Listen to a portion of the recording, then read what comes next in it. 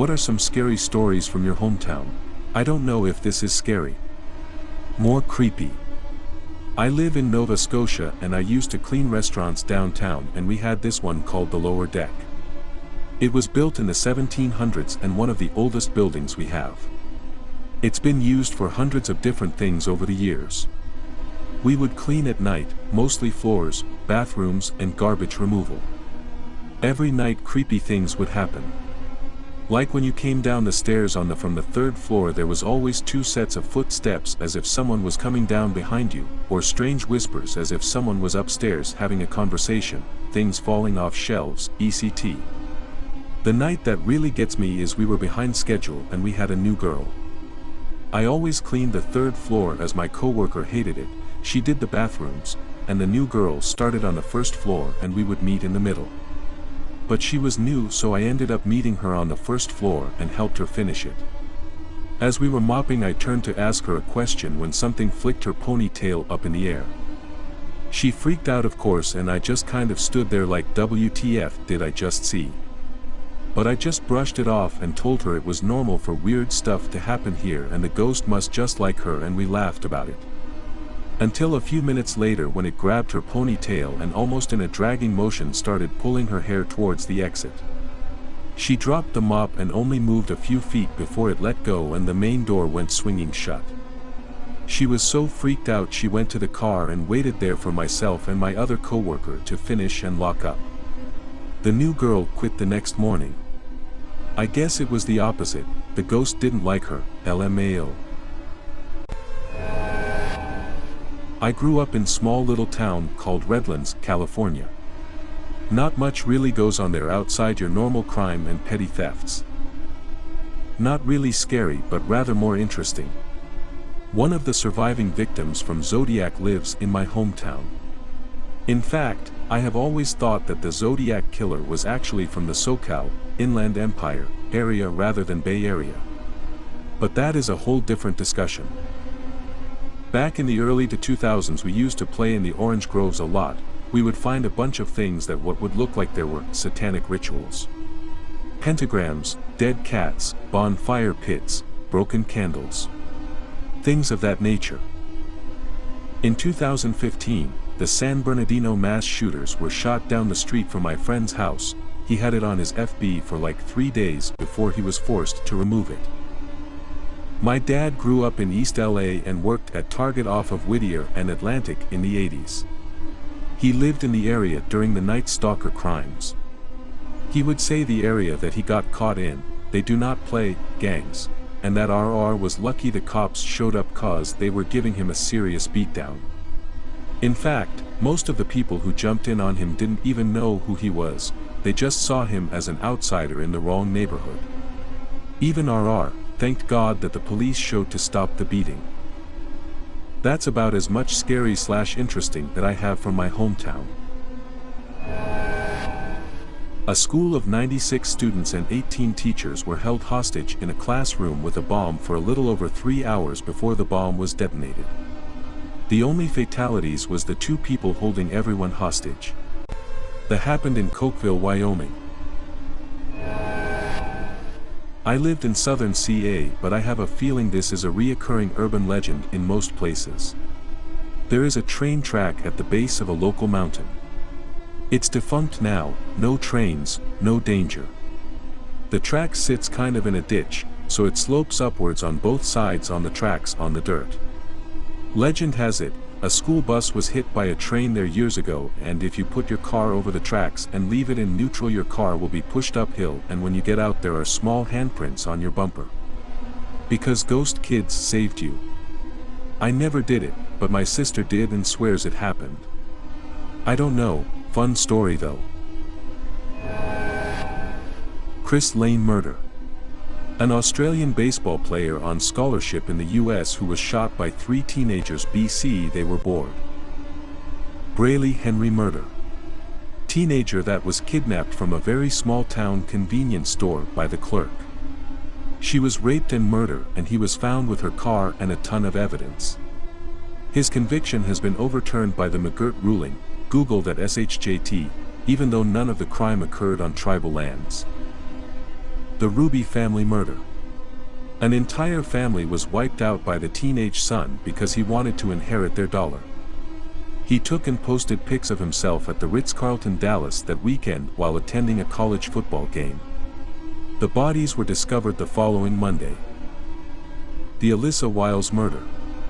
She was killed by her teenage BF while his buddy stood watch BC. She broke up with him. They were all roughly 14. All of these murders occurred within a 4-year time period. All of the murderers, except maybe one, went to school together at various points over the 4 years.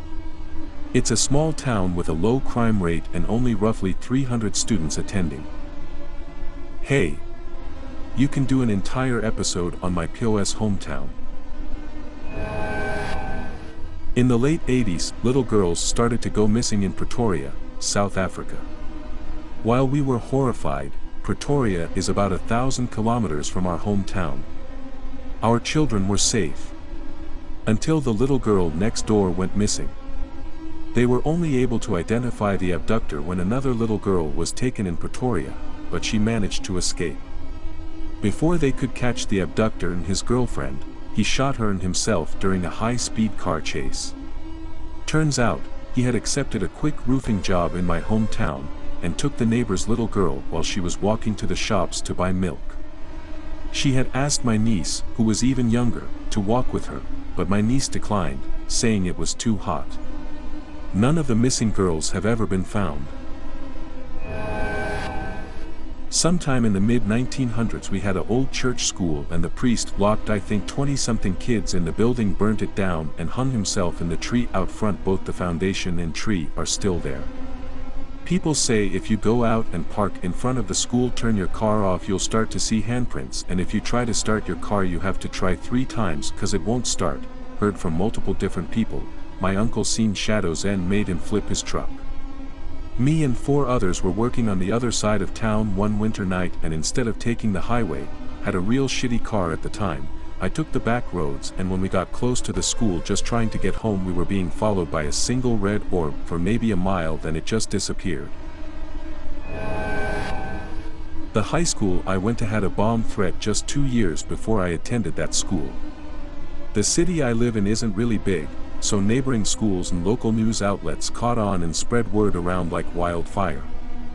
When I'm entering grade 8, I made a new friend, and turns out that my friend's older brother was the person who said that there was a bomb, or that he'd bombed the school, and him and his friends were questioned by authorities. Only saw him a couple times in the halls, but my friend told me creepy stories about him when he was at home that made me concerned about my friend. Dr. Linda Hazard of Olalla, Washington would starve her patients to death at her so-called sanitarium. Before they died, she would steal their money, jewelry, and in some cases convince them to give her full control of their bank accounts. Some of the bodies of her victims were never recovered, and rumors circulate to this day as to their possible whereabouts. I grew up in Foster/Gloucester, RI. In 1993, 2 teenage brothers were pulled over by Robert Sabetta Jr. The traffic stop ended with Sabetta knocking out the front teeth of the youngest brother. When they got home, their mother filed a formal complaint against Sabetta, which resulted in his suspension from the police force. He would later dress in his uniform, grab his sidearm and go out to the garage that the brothers were known to work on their cars late at night. He shot and killed 3 of the 5 boys that were there that night, the 2 brothers and a friend of my mom's at the time. 2 were able to escape and get help. Sabetta was charged and put in prison, where he would later attempt to take his own life. I can't find the update on him as of 2021. Over the summer of 2021, I was over at my friend Callie's house with my sister. She lives across the street from me, so it was easy to go places close to her house. Me and my sister went back to our house for a moment to get some water, and when we got out they were walking on the street we could barely see. We ran up to them and everything was normal. We saw a bridge we all recognized and what we called the walking bridge. We saw 4 drones in the air and about half of our small town staring at the water. Quickly we understood what happened. The fire department along with the paramedics and police were there. There were 2 sopping wet teens, and a floating backpack. So basically 3 teens were caught doing drugs, and they fled into the water. 2 were caught by the police, and the other drowned. A 16-year-old boy drowned BC. He was T0 Ned on drugs. Keep in mind this was before pot was legal in Canada. Devil's Tower, Wyoming. Native American legend states that 2 girls were playing when they ran into huge bears and got chased. It says that the earth or God made the tower out of a tree protecting the tribe. There are spaces between rock on the tower that were formed from the one of the bears clawing at the side of the tower trying to get to them. It's been hundreds of years since that legend was told. One visitor was chased by black devilish figures at the base of the site at dusk. They laughed demonically and ran twice as fast as humans. Not as scary but very creepy.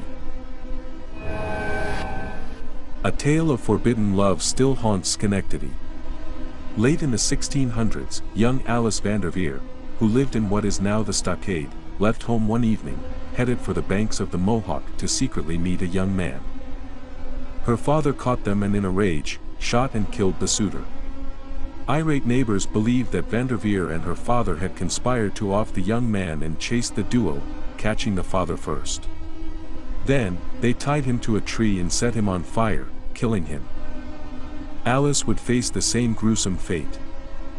Tour guide Suzanne Unger says the popular story now is that every year of the first full moon after the summer solstice, you can still see her running from a stockade up to where the angry mob caught and killed her, in what is now known as Jackson's Garden on the Union College campus.